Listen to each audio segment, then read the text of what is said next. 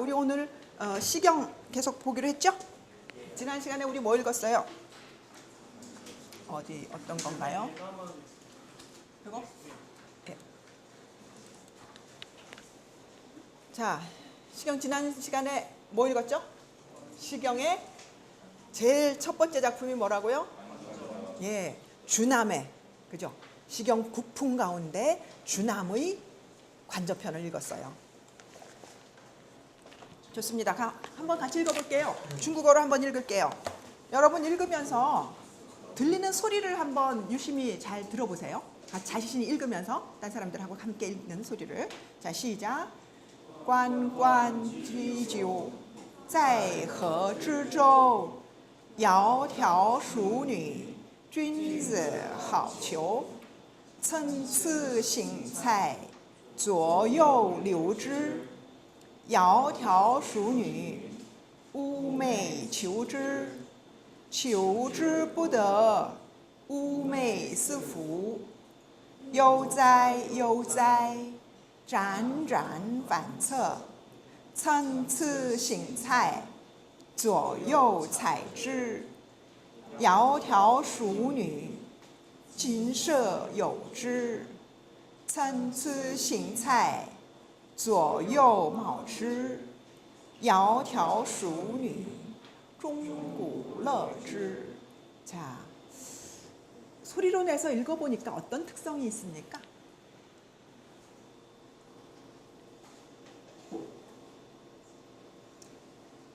내 수업에 들어오면 항상 어떤 질문이 나올지 거기에 대답할 준비를 하고 있어야 돼요.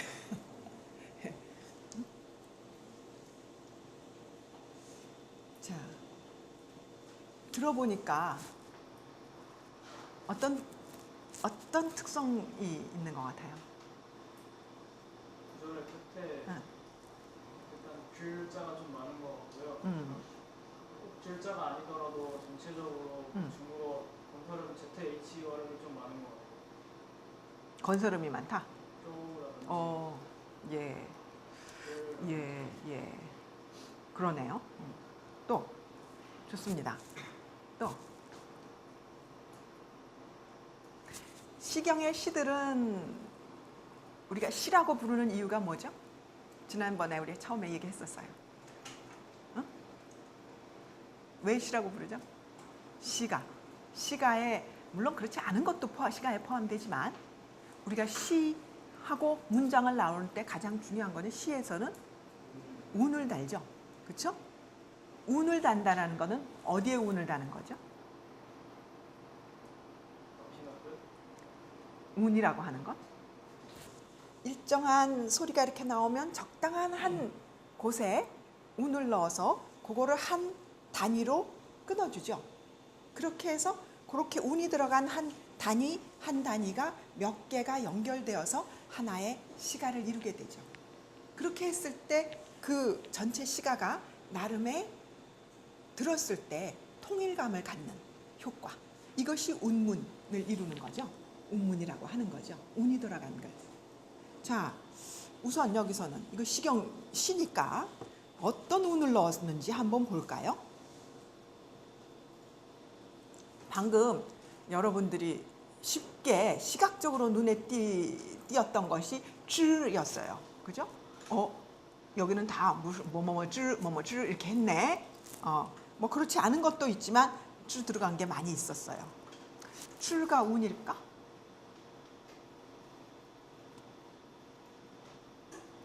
응?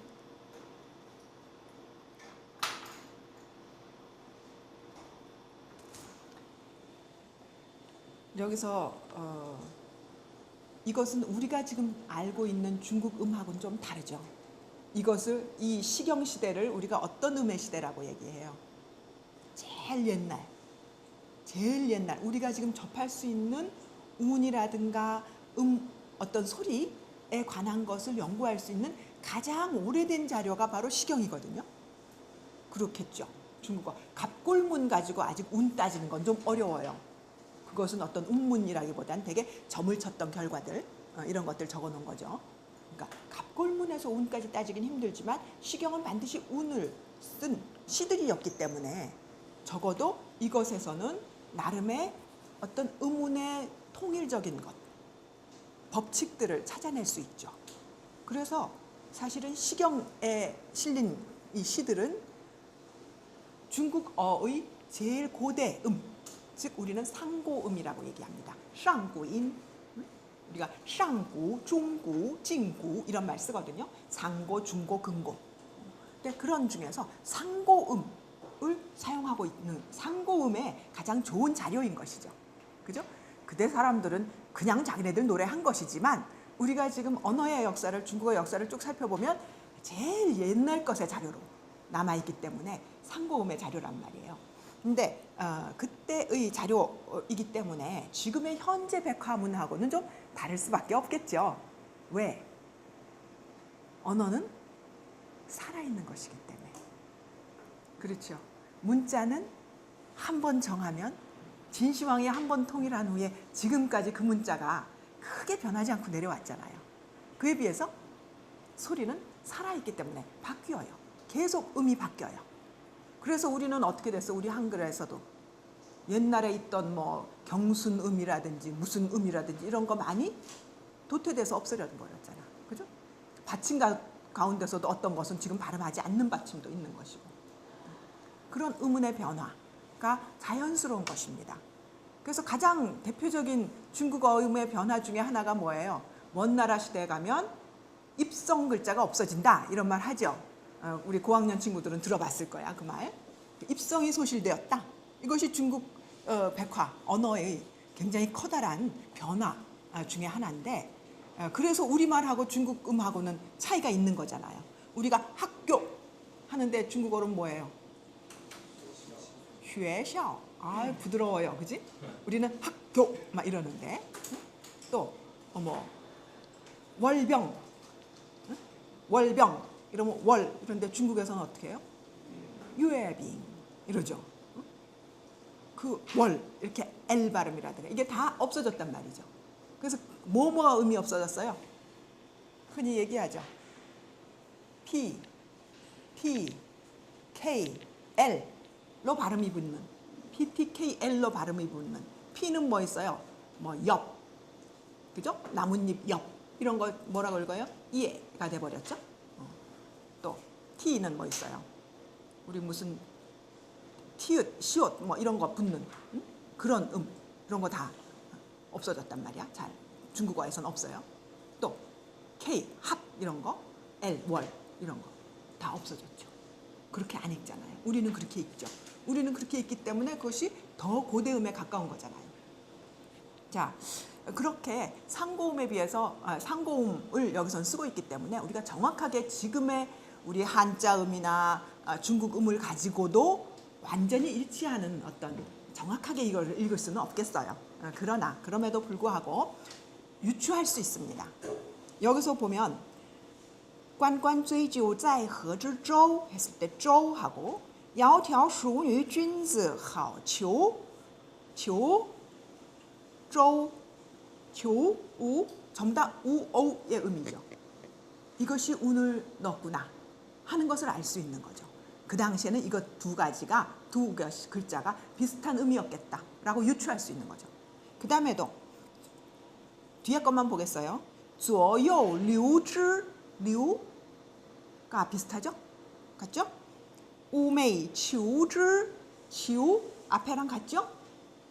寤寐是福 해서 후가 또 우죠?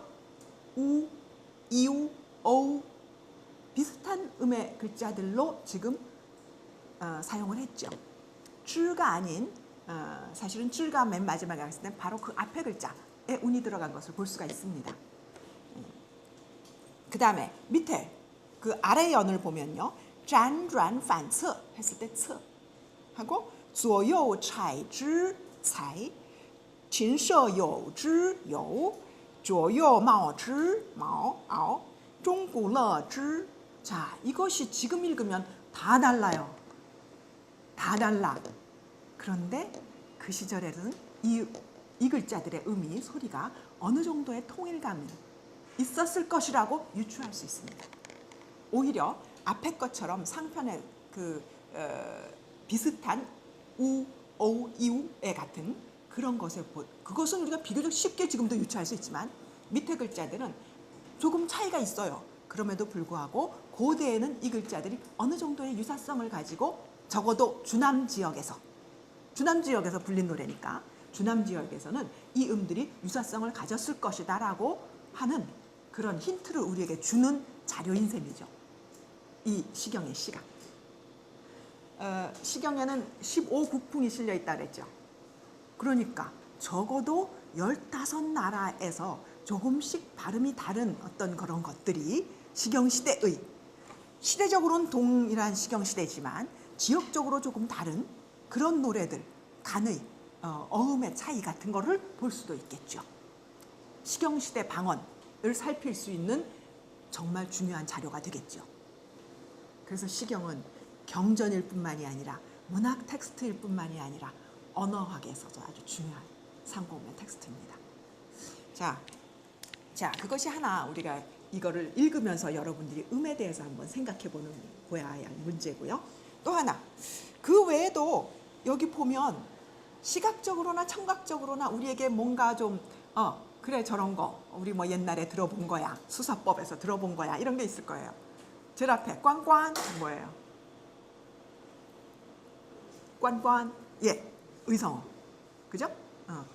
그 물소리가 우는 소리를 흉내를 냈다라는 거죠. 꽝꽝. 그 다음에 그런 것도 있어요? 소리 흉내낸 거는 없네. 그 다음에 또 눈에 띄는 뭔가 눈에 띄는 게 있다.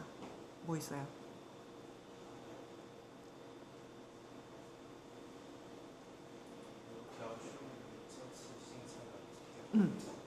예. 야오티아오슈니에서 야오티아오 어떤 공통점, 어떤 점이 있어요? 야오티아오는 어떤 효과?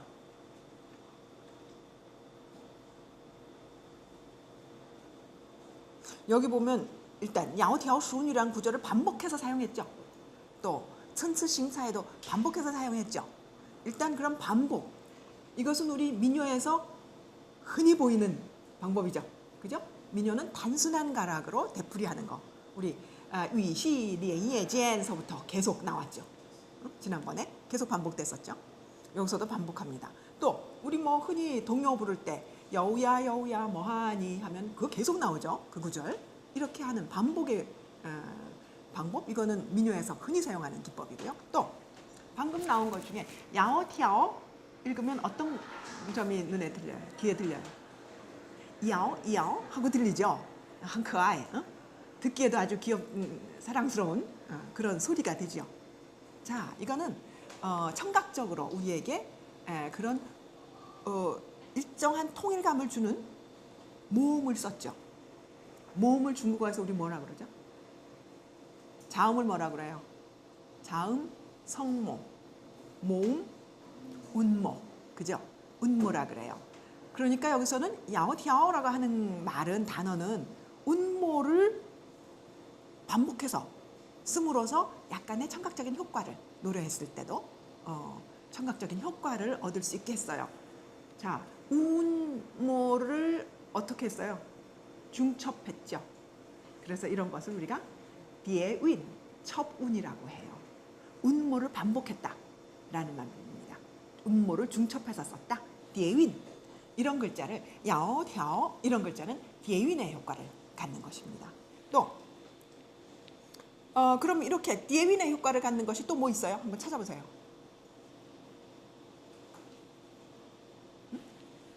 디에윈의 효과를 갖는 것.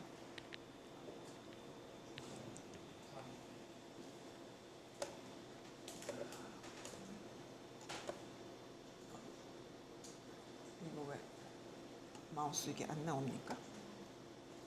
나왔다. 자, 야오티아오 나왔고요. 또 뭐 있어요? 좋습니다. 짠짠, 그죠? 안 이렇게 됐겠죠? 이거 부드럽게 짠짠 하는 그런 음으로 예윈 됐네요. 또 뭐가 있어요? 없어요? 이제? 예. 그렇다면 지금 방금 음모를 중복한 중첩한 효과를 우리가 찾았다면 비슷한 방식으로 성모를 중첩한 것도 효과가 있겠죠. 그죠? 뭐 어떤 방법이 있어? 어떤 것이 있을까요? 성모를 중첩한 것은 뭐가 있을까? 응? 성모를 중첩한 것. 예, 꽝꽝은 이런 건 뭐라 그래요?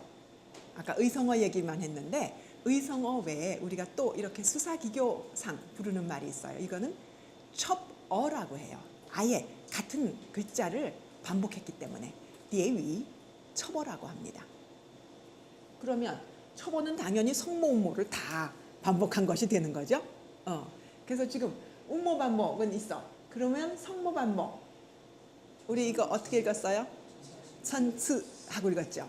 그러니까 이것이 성모 반복이 되겠죠. 자, 그러면 이거는 뭐라 그럴까? 성모를 두 개를 썼다 이런 말이에요. 그래서 이것은 쌍성이라고 해요. 쌍성. 쌍 하면 우리가 쌍으로 썼단 말이죠. 두 개. 쌍성이라고 합니다. 성모를 쌍으로 썼다. 천츠라는 데 들어갔죠. 또 그다음에 뭐 있어요? 이건 어떻게 돼? 짠转 이거는 성모도 이것도 짠转 둘 다 건설음 즈죠, 그죠? 이거는 쌍성도 되고 처분도 되네. 그렇죠. 그러나 앞에 나온 관과는 다르죠. 이거는 첩어지만 이건 첩어는 아니죠. 예, 그렇고요. 또 뭐가 있을까요? 그 정도인 것 같아. 그다음 지금 우리가 들은 건 쌍성, 처분, 첩어 이런 것들을 찾아봤어요. 그러면 그것과의 또 차이는 뭐? 그것과 또 다르게 그건 전부 다 청각적인 것이었어요. 시각적으로 뭔가 통일성을 주는 것이 또 있죠. 뭡니까? 시각적으로 통일성을 주는 것? 첩어는 당연히 시각적으로 동일한 단어를 반복했고 글자를 반복했고 자, 야오条 시각적으로 보니까 어때요? 비슷해. 뭐가 비슷해? 위에 같은 부수의 글자죠. 그죠? 이 혈자를 두 개를 썼어요. 그래서 딱 보기에도 시각적으로 비슷해. 그죠? 또 그런 것도 뭐 있어요?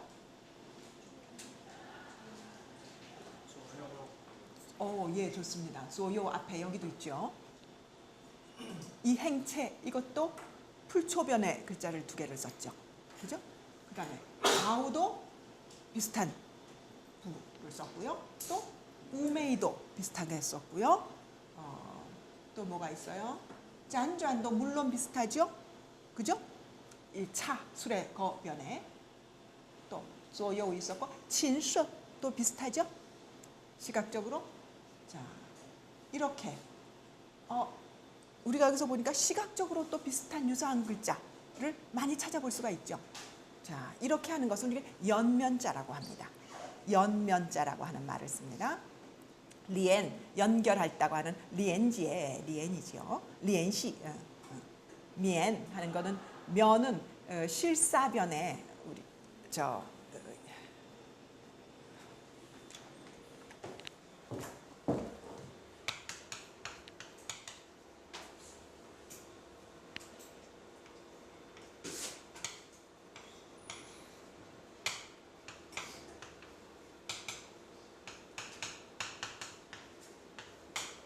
연면자라고 합니다. 실사지만 바꿔 썼습니다. 이렇게 간단해 보이는 하나의 관저편 안에 그 아주 소박하지만 다양한 수사기교가 동원되고 있다. 그런데 이 수사기교가 뭐 굉장한 시인이 뭐 아주 고급의 수사기교를 썼다기보다는 그냥 딱 봤을 때 청각적으로 들었을 때 운이 비슷한 자음의 반복, 비슷한 모음의 반복 같은 방식으로 효과를 얻거나 또는 시각적으로 봤을 때도 비슷한 모양의 글자들을 나열해서 같이 쓸 수 있게끔 한 효과를 거두려고 했던 그런 것을 찾아볼 수가 있는 거죠. 여기서는 그냥 민요지만 이것을 기록할 때 그 체시관들이 조금은 이것을 다듬었을 가능성도 우리가 배제할 수는 없어요. 그죠? 아마도 소리로서 보이는 부분에서는 그런 일반 민간에서의 효과가 더 기본적으로 소리에 많이 동원이 됐을 것이고요. 청각적으로 보이는 이 효과들은 조금은 이미 그 당시에 기록하는 사람들에 의해서 조금은 청각적 효과까지 더 덧붙여져서 기록되었으리라는 생각도 듭니다. 자, 그렇게 해서 우리가 이 간단한 민요이지만 님을 그리는 뭔가 짝을 찾고 싶은, 혼자 외로워서 좋은 짝을 해서 함께 즐거운 가정을 꾸리고 즐거운 그 님과 함께 삶을 누리고 싶은 그런 소망을 담아낸 노래인데, 거기에 이러한 아주 간결하지만 눈에 쉽게 우리가 발견할 수 있는 그런 효과들 또 잘 동원되고 있다 하는 것을 발견할 수 있습니다. 자, 그렇게 한번 점검하고 넘어갑니다. 자, 그 다음에 도요편입니다. 이것도 굉장히 유명한 시예요. 그 중국에서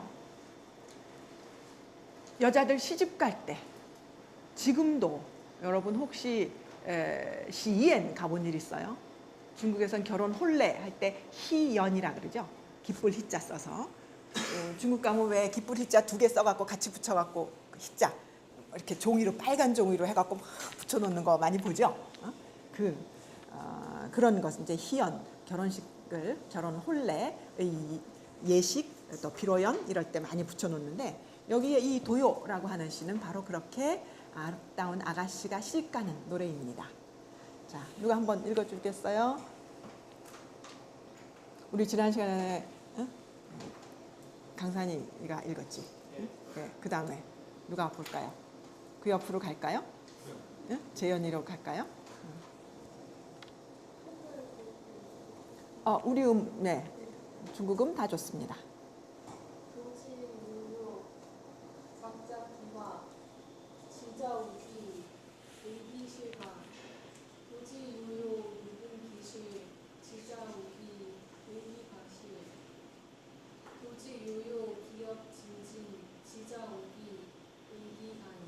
네, 중국어로도 좀 한번 읽어주죠.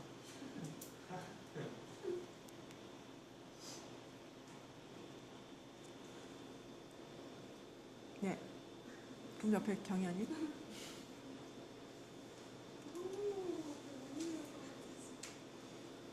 不难，旁边还有生词可以参考.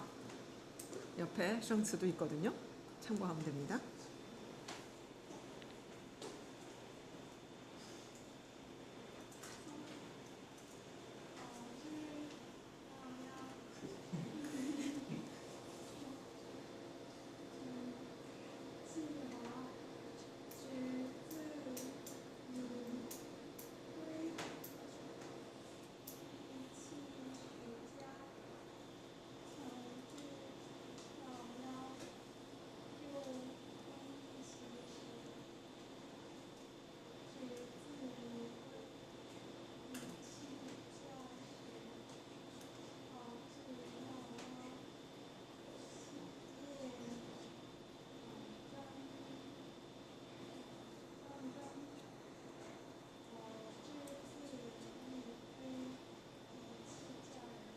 예, 谢谢.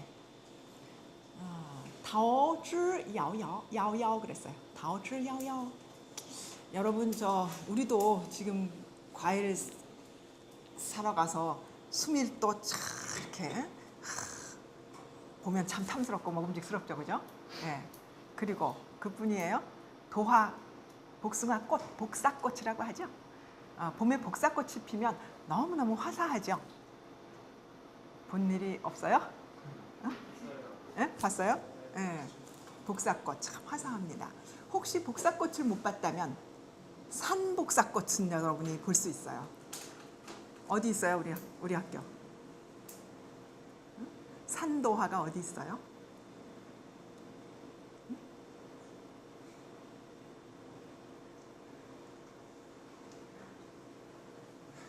몰라요? 아무리 그래도 인문대를 4년을 다니는데 우리가 그거 모르면 안 되죠. 여기 옛날에 135계단이었지만 지금 몇 계단이에요?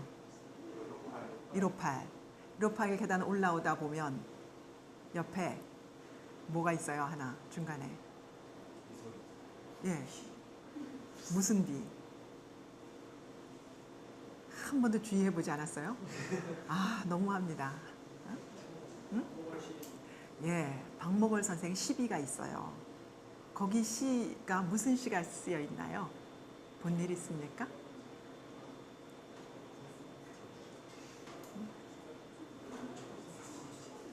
아, 여러분 학교 캠퍼스 투어 좀 다시 해야 되겠습니다. 어? 예, 거기 가면 산도화라고 하는 시가 있어요. 응? 그죠? 산도화. 그래서 거기 산도화라고 하는 송이송이 그 도성의 그 산도화에 대해서 썼는데요. 뭐 그 사는 대강산 보랏빛 석산 이렇게 나오는 그 산도화라고 하는 시가 있죠. 그래서 그것을 기념하기 위해서 그 바로 옆에 시비가 이렇게 올라오다가 이렇게 시비가 있으면 그 시비 못 미쳐서 그 모퉁이에 산도화 두 그루를 심어놨어요. 예, 예. 그래서 봄이 되면 거기에 그 주변에 그 좀 너머로 그 시비 뒤쪽에는 우리 벚꽃들이 막 피고 합니다. 근데 그 벚꽃 말고 그 바로 입구에 우리가 층계로 올라오는 바로 옆에 볼 수 있게 산도화 두 그루가 있어요. 그래서 거기에 봄이 되면 벚꽃보다 조금 짙은 그 분홍빛의 산도화가 핍니다. 아주 예쁘게 핍니다. 나 산도화 필 때 늘 내가 사진도 찍고 이러고 올라오는데 그렇게 산도화가 핍니다. 그래서 여러분이 도화를 한번 경험해 보세요. 자세히 옆에서 한번 보고 지나가기 바랍니다. 자, 그렇게 도가 복숭아 나무, 여기서는 타오라고 했을 때 타오시도 그러니까 복숭아 열매도 타오고 타오즈죠. 그다음에 타오수도 될 수 있죠. 복숭아 나무도 될 수가 있겠죠. 타오이에 복숭아 잎도 나무 잎도 될 수가 있겠죠. 그래서 타오라고 하는 여기서 일단 복숭아 나무를 가리키겠죠. 자, 그래서 복숭아 나무가 야오야오하대요. 요요하게 피었다라고 해서 거기 서 있다 그랬어요. 어여쁘게 서 있는 모습을 요요라고 했습니다. 자, 거기에 근데 그 요요라고 하는 표현을 쓸 때 우리 꽃도 안 핀 그냥 이렇게 있는 앙상한 나무나 뭐 잎 푸르게 있다고 해서 우리가 어여쁘다 이렇게 표현 안 하죠? 그죠? 이렇게 어여쁘다 표현을 할 때는 꽃이 피어 있을 때가 되겠죠. 자, 도지요요라고 했을 때는 복숭아 나무가 지금 한창 어엽구나. 왜? 주어주어 치화. 그 꽃이 화는 꽃이죠. 이 꽃화자하고 같이 통용됩니다. 이 화는 예전에는 이 글자를 꽃화자로 썼어요. 그래서 우리 흔히 많이 쓰는 우리 집에도 한 폭 걸려 있는데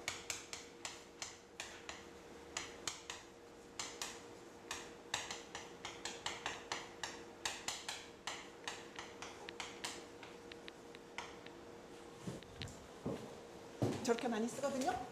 뭐예요? 춘화, 추실. 봄의 꽃, 가을의 열매.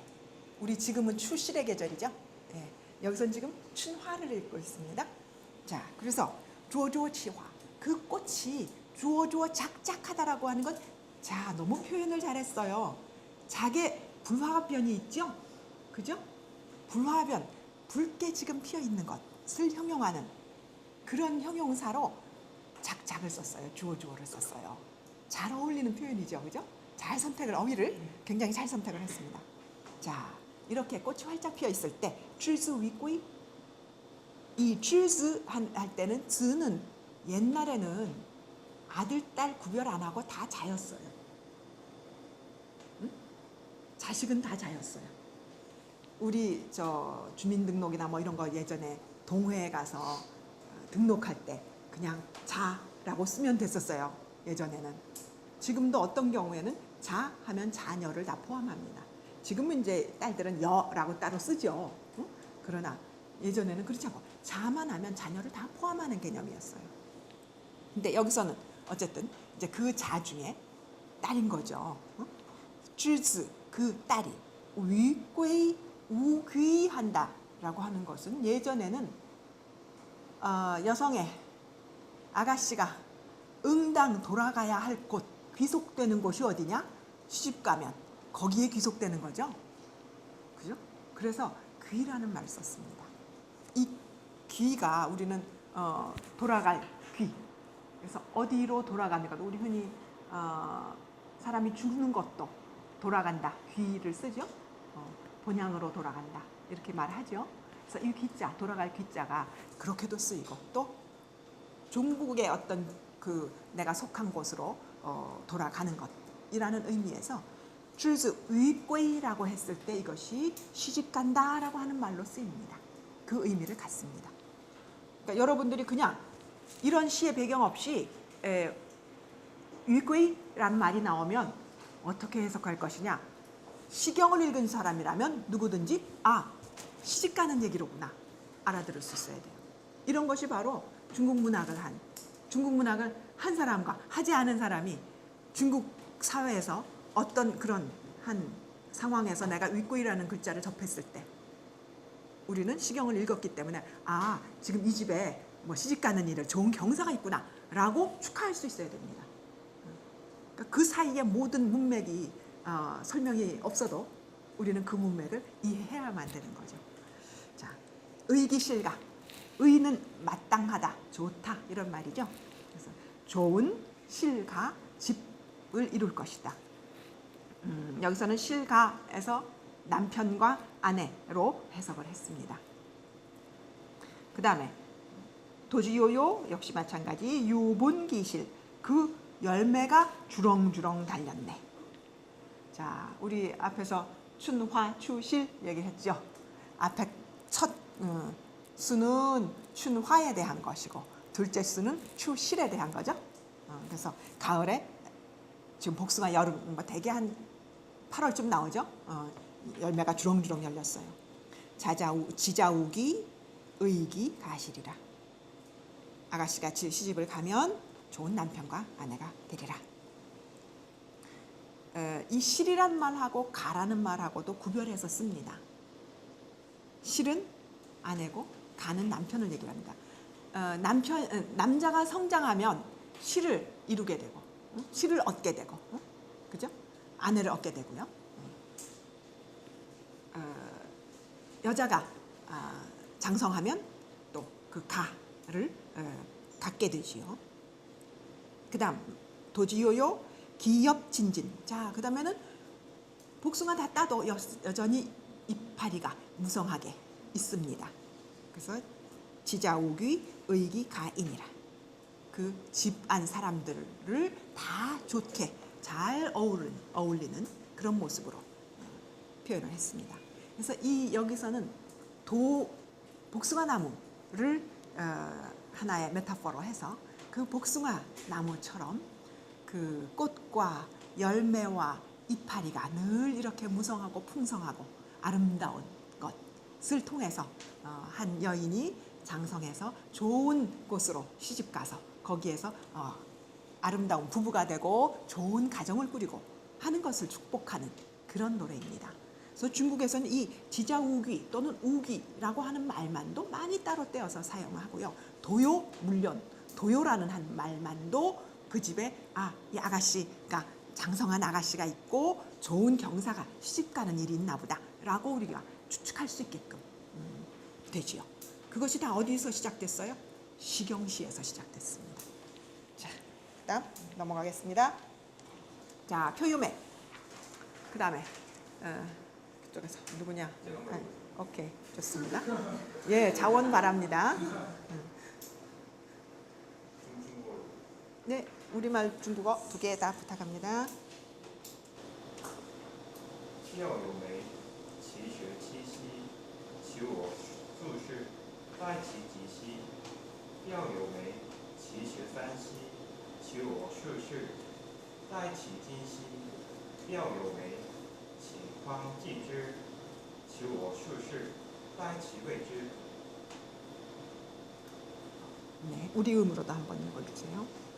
호유의 기실칠대 주와서사 태기길대 호유의 기실삼해 주와서사 태기국내 호유의 관광지지 구화서사 태기입니다. 네. 자, 이거는 아까는 우리 복숭아 나무가 등장을 했는데 이번엔 뭐가 등장했어요? 예, 이것은 자두라고 번역을 했는데요. 우리 매 그러면 뭐예요? 매실이죠, 매실. 예, 그 당시에 매라고 부르는 것의 품종이 좀 더 다양했을 수도 있지만 지금 우리가 흔히 매실에 해당됩니다. 자, 근데 이 매실이 떨어지고 있단 말이죠.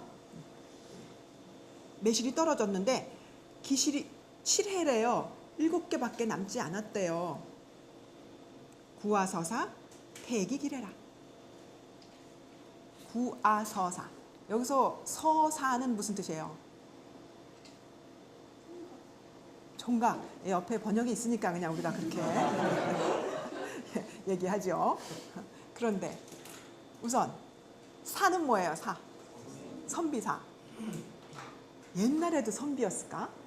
우리가 지금은 선비라고 읽어요. 이 사는 어디서 나왔어요? 우리가 옛날 선비라고 얘기할 때 선비보다 높은 지위는 뭐예요?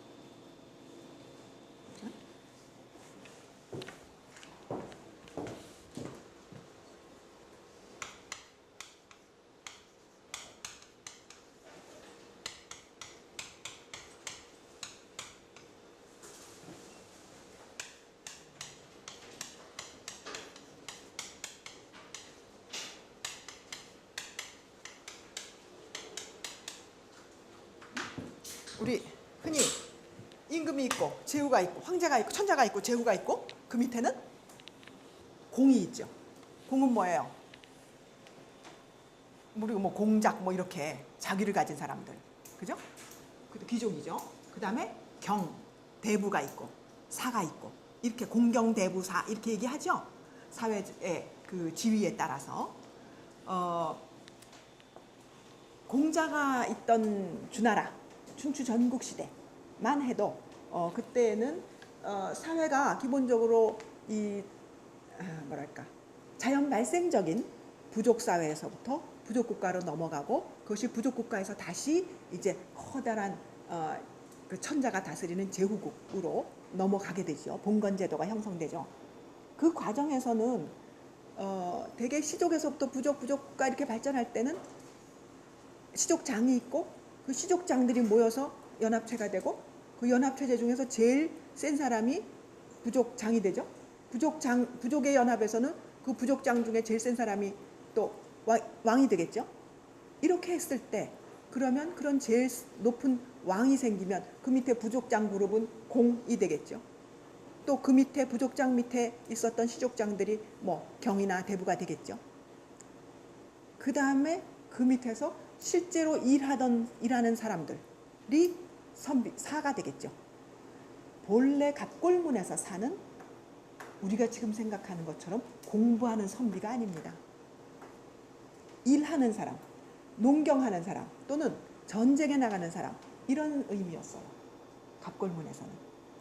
그러다가 그것이 사회가 바뀌면서 이제 그러한 사람들에 대한 전문 명칭들이 생겨나게 되죠.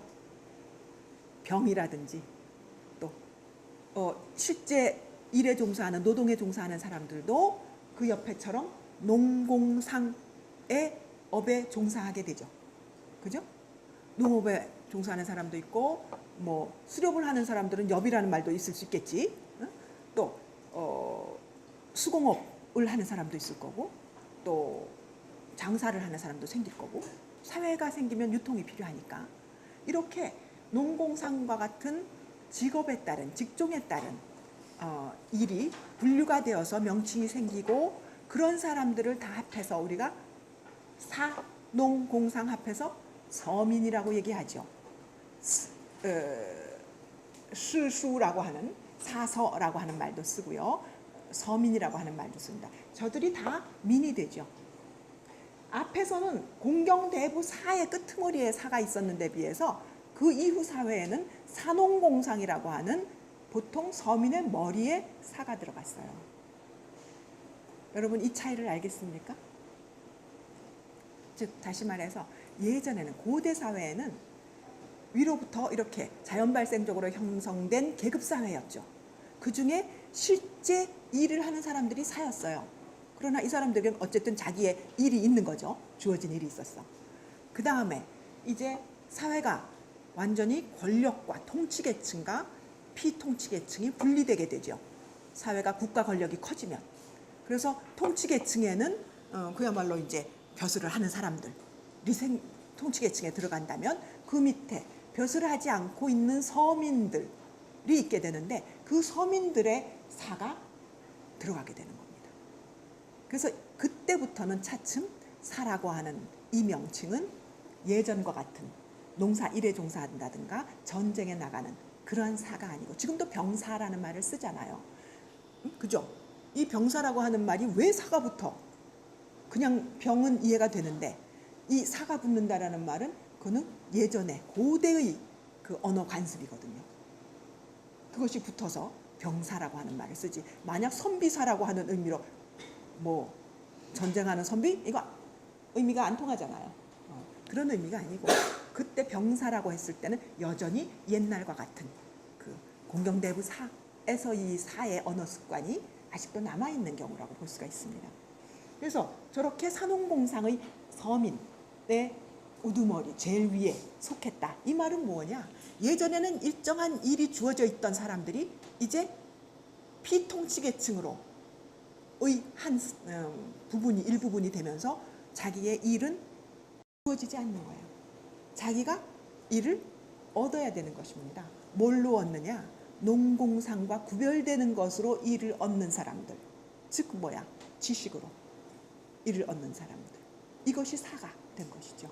그래서 사라고 하는 의미가 예전과 바뀌어진 것입니다.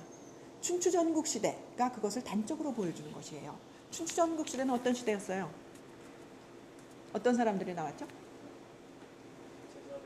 네, 제자백가가 나왔죠. 춘추전국 시대에 제자백가가 나왔다라는 것은 무엇을 단적으로 얘기해 줍니까?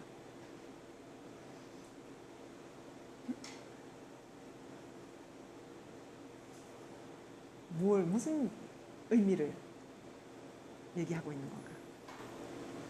지식이나 학문을 탐구하는 방금 설명하신 사에 해당하는 사람들이 많아졌다.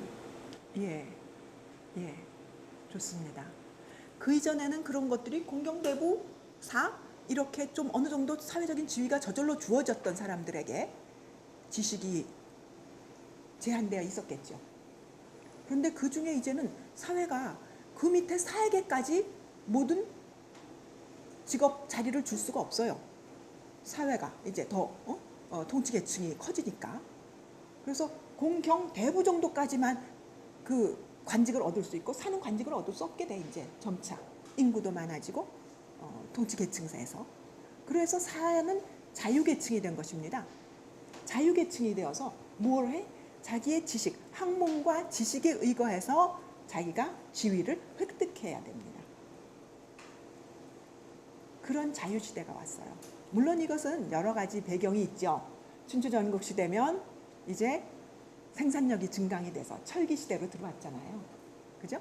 청동기 시대 지나서 들어오기 때문에 농업 생산력이 증가되고 부가 축적되고 그러면 굉장히 강력한 권력이 나오게 되죠. 그 배경이 뭐예요? 진시황이 나오게 되죠. 이런 통일왕조가 나오게 되죠. 그런 변화의 과정에 있었던 것이 바로 춘추전국 시대거든요. 그러니까 그 시대에 맹자 첫 장에 나오는 양회하는이 맹자를 만나서 뭐를 물어요? 맹자에게 어떻게 우리나라를 이롭게 할 수 있겠습니까? 라고 물으니까 맹자가 아니요. 인의 이의로 얘기를 하죠. 인과 의 뿐입니다. 라고 대답을 했어요. 임금은 제후들은 다 어떻게 우리나라를 부국강병하게 할까? 서로 이제는 그 축적된 부를 가지고 경쟁하는 시대가 된 거예요. 제후들끼리. 그러니까 이 제후국이 더 자기네가 강력해져야 다른 부를 더 내 것으로 만들 테니까 계속 부국강병을 추구합니다. 부국강병을 위해서 뭐가 필요해? 여러 가지 방법이 필요해. 지혜가 필요해. 그러니까 모사들을 찾게 되고 자기의 어떤 지식을 가지고 또는 지혜를 가지고 자기의 학문을 가지고 그것을 우리가 판다고 해야죠. 공자가 나는 팔기를 기다리는 사람, 팔리기를 기다리는 사람이다. 이렇게 얘기를 했어요. 그거 가지고 어떤 사람이 공자 여잔가? 그래 이렇게 농담하는 게 나오거든요. 야, 우리 딸 빨리 팔아먹어야 되는데 이런 얘기를 하시죠, 어른들이. 그때 이제 팔다라고 하는 말이 뭐 그렇게도 쓰이는 것처럼 공자가 나는 팔리기를 기다리는 사람이다. 그게 무슨 말이냐? 누군가가 임금이 내 지식, 나의 이 견해를 존중해서 이 견해를 받아들여서 나라를 통치해 주기를 기다리는 사람이다. 이런 뜻이거든요. 그렇게 이제 지식을 가진 사람들이 자기의 견해를 가지고 어떤 지위를 획득하는 수단으로 쓰게 되는 이 시기, 변화의 시기가 춘추전국시대인 것입니다. 그래서 그렇게 지나고 나면 이제 완전히 비통치계층의 한 사람으로서 선비는 벼슬 하기를 기다리는 사람이죠. 벼슬 할 기회를 기다리는 사람이죠. 취업 기회를 기다리는 사람들입니다. 그죠? 네. 그렇게 사회가 그 이전에 자연적으로 그런 사람들에게는 적절하게 다 일이 돌아갔던 때와는 다르게 경쟁 사회로 바뀌어지는 것. 이것이 중국에서의 춘추전국시대이죠. 그러니까 많은 그 경쟁이 일어나게 되는 거죠. 사상의 경쟁, 제자백가가 나오게 되는 것이고요. 자, 여기서 구아서사라고 했어요. 여기때는 서자까지 붙여서 이때 수시라고 했어요. 그러면 이 서는 일반적인 남자로서 뭔가 일을 기다리고 있는 남자의 의미. 여기서는 공경대부사의 사입니다. 아직은. 그러나 좀 보편적으로 여기서는 남자라고 그냥 번역을 한 거지요. 총각이라고. 이 서가 붙은 것은 그 다음에 서민 산업공상의 서민의 서의 개념이 여기 이미 들어가기 시작했다는 얘기죠. 서사.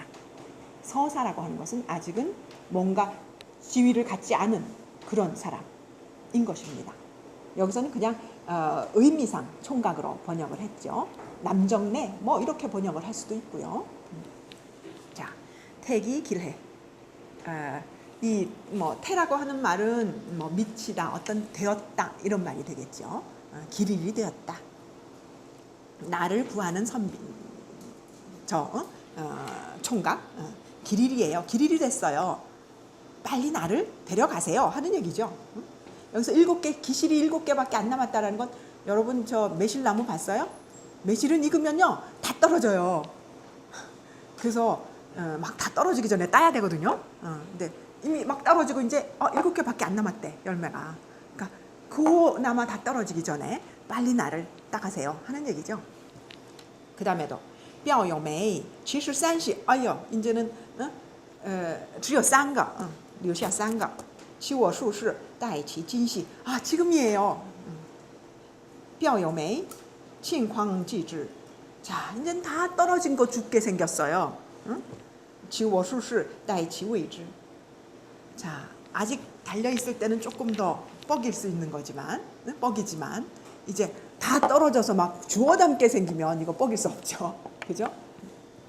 이제는 말씀만 하세요. 이렇게 번역을 했어요. 여기는, 이제 더 기다릴 수 없어요. 빨리 데려가세요. 이런 얘기예요. 자, 이건 뭐예요? 우리도 지금 이제, 우리 집에도 딸이 이제 막 30입니다. 그럼 우리, 초조해요. 안 가니? 야, 좀 가주라. 이러거든요. 여기도. 그렇죠. 이제 그 당시에야 뭐 30이 아니라 뭐 20이 아니라 뭐 15만. 방년 몇 세예요? 옛날에는 16세잖아요. 그죠? 여러분 다 늙었습니다, 지금. 옛날에는 방년 16세. 여러분, 우리 저 공연했었죠? 로미오와 줄리엣 몇 살이에요? 16. 또 누가 있니? 우리 춘향이 몇 살이에요? 16. 또 중국의 뚜리냥, 무단팅의 뚜리냥 몇 살? 16. 그렇습니다. 16이면 절정입니다. 옛날에. 예, 방년이라고 할 때, 그 28 청춘 얘기할 때, 그게 바로 16세죠. 그거는 동서를 막론하고, 고금은 아니고, 동서를 막론하고, 예, 16세를 따졌습니다. 자, 그렇게 지금 얘기를 하니까 여기는 아마 한 18세 넘어간 것 같아요, 지금. 자, 표유매. 뭐예요? 여성들도, 그러니까 아가씨들이죠. 그러니까 아가씨들도 자기들끼리의 노래, 이제 때가 됐어요. 이제 주고받으면서 노는 그런 노래들 불렀다라는 거죠. 자, 또 넘어가 볼까요? 방금 그거는 무슨 편에 있었어요? 네, 소남에 있었죠. 우리 처음에 지금 관저편하고 도요편은 주남에 있었고요. 그 다음에 표유매는 소남이라고 하는 주남 옆입니다.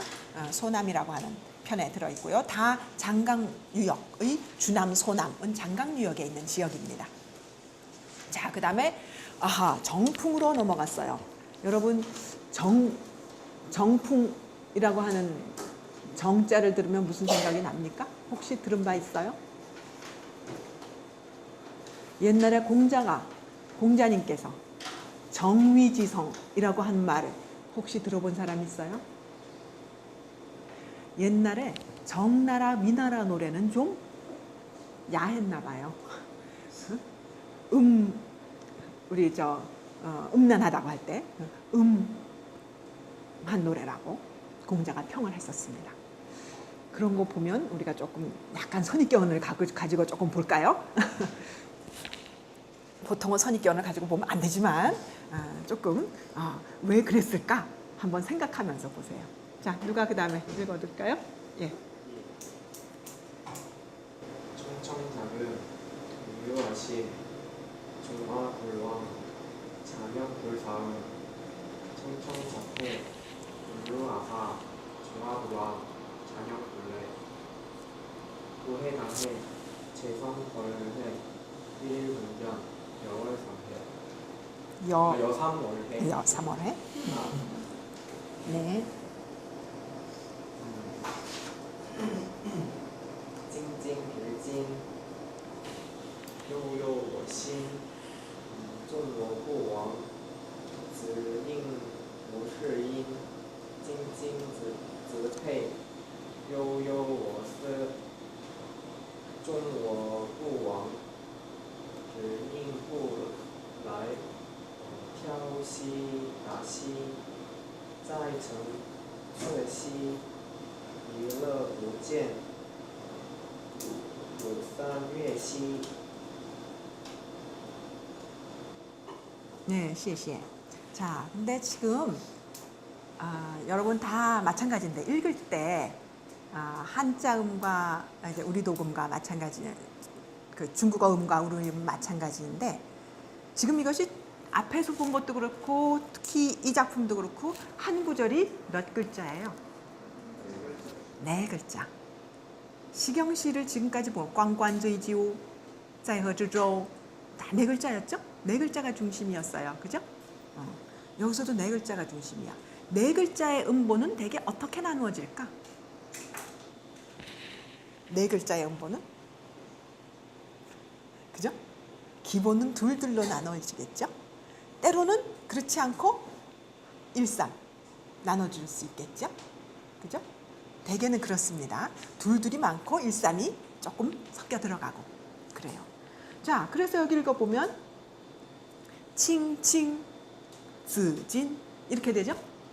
얼죠. 만약 이것을 칭칭즈, 진 하고 읽으면 사실은 의미가 잘 안 통하는 거죠? 그죠?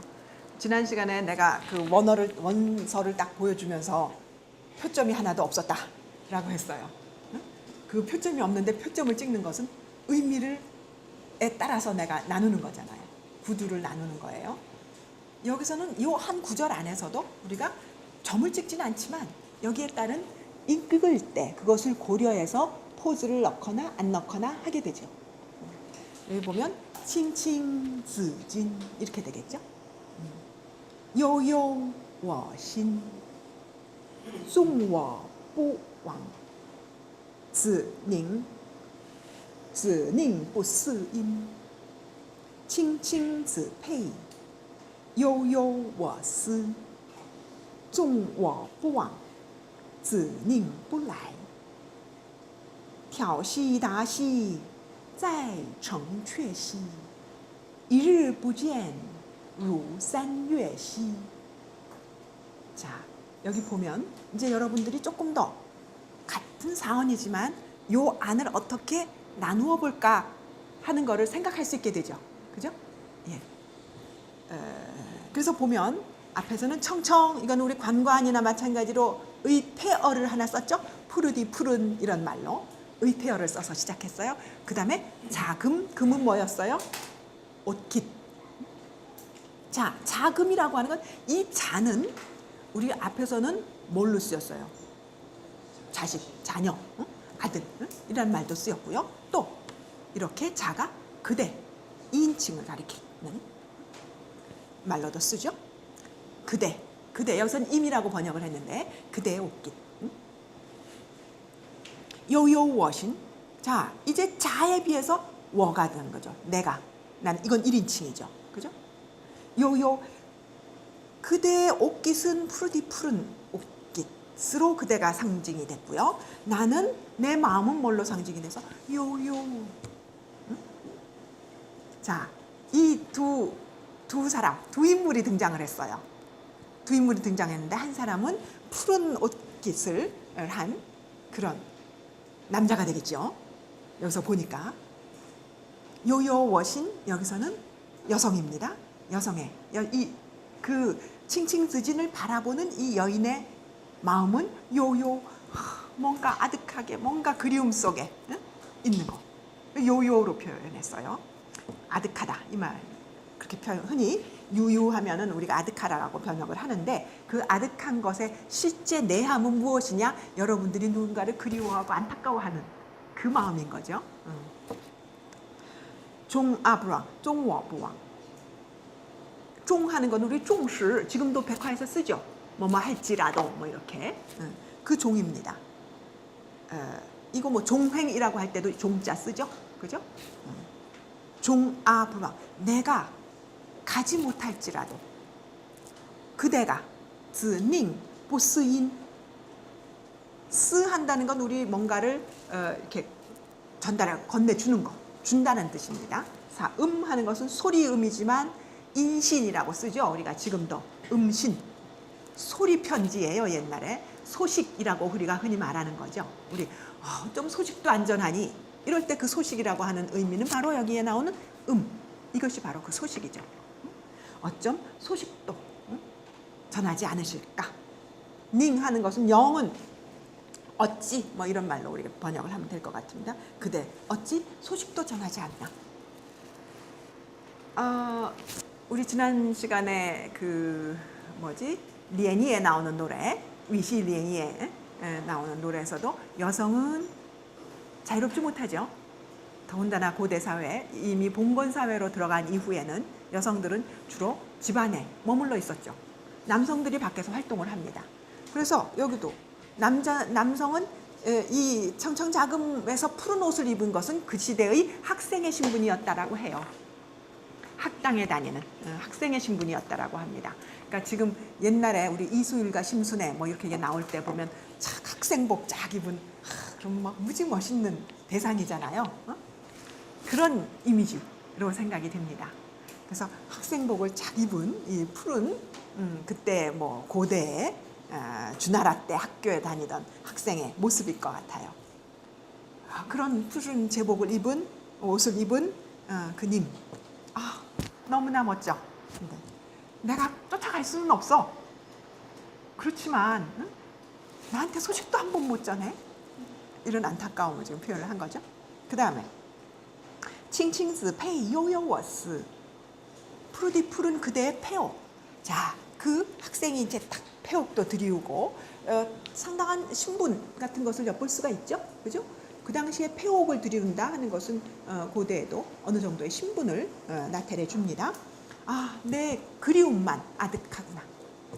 종워 뿌왕, 즈닝 뿌라이. 내가 못 간다 해도 어쩜 오지도 않아요. 뭐 우리 옛날에 성균관 스캔들 이런 거 보면 이제 막 찾아오고 이런 거 있잖아요. 자, 어쩜 오지도 않아요. 调戏达戏再成缺戏. 자, 도회, 달회, 이 调达 하는 것은 옛날에도 그렇고 지금도 이런 말 그 문학 작품에서 씁니다. 싹싹하고 다정하고 또 그 남자가 굉장히 좀 이렇게 막 여성에게 다정다감한 이런 사람. 어떻게 보면 좀 풍류가 있고 그런 풍류객을 말할 수가 있겠죠. 다정하고 싹싹한 우리님은 在成缺戏, 저 성궐에 있다고 했어요. 자, 이럴 때는 在成缺戏가 되겠죠. 1, 3으로 나뉘어야겠죠. 성궐에, 저 성궐 안에 계시는데 1일 不见如三月시, 하루만 못 봐도 석 달은 못 본 것 같아. 자, 사랑에 빠진 사람의 이야기죠. 우리 일일 불견 여 3월해, 이 말은 우리 지금도 뭐 너무나 익숙한 말 아니에요? 그죠? 뭐 이거 말고 또 쓰는 말 뭐 있어요? 기다려도 안 올 때. 우리 일각이 뭐라 그래요? 여삼추랑 그러죠? 그런 표현 지금도 쓰죠? 자, 일일 불견이 여 3월해, 바로 그겁니다. 석 달은 못 본 것 같아. 자, 이런 표현 시경에서 다 나온 거예요. 시경에서 쓴 표현들입니다. 기다림, 안타까움, 그런 것들을 담아서 표현한 것이죠. 자, 이 자금이라는 시가 그런 선비 학생님을 그리워하고 안타깝게 기다리는 마음을 썼어요. 자, 그런데 이것은 앞에 그 관저나 도요나 이것에 비해서 조금 어떻대요? 약간 너무 조금 그 안타까움의 표현이 강했다라고 공자님께서 얘기하신 것 같아요. 정풍에서 나왔는데요. 정나라에서 이런 노래가 불렸던 것을 채집했던 거겠죠. 그런데 조금은 그런 정풍 안에 들어있던 노래들을 공자님께서 전체적으로 아울러서 그냥 그 음하다라고 표현을 하셨는데, 음해요? 하나도 안 그렇죠. 이 정도는 아주 정상적인 안타까움과 그리움의 표현 아니겠어요? 네, 아주 점잖죠.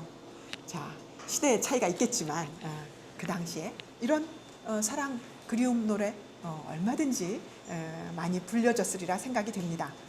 자, 그다음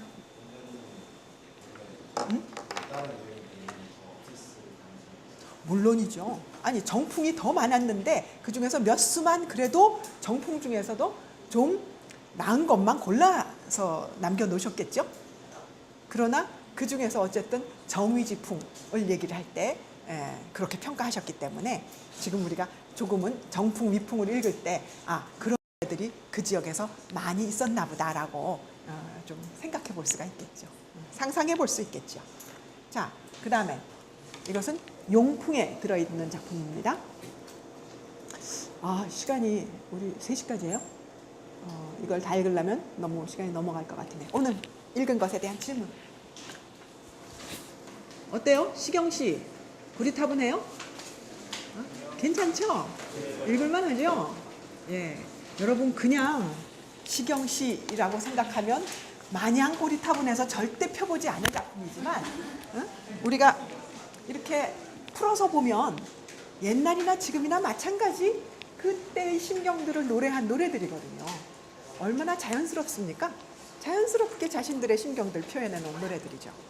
그런 점에서 사실 시경은 그 이후 뭐 공자 이래로 2500년 정도로 우리가 전해 내려왔다라고 생각한다면 그동안 많은 선비들이 정말 삭막한 경전만 공부해야 되는 그 선비들에게 약간의 정서적인 이런 것을 느낄 수 있는 여지를 준 그런 경전이기도 합니다.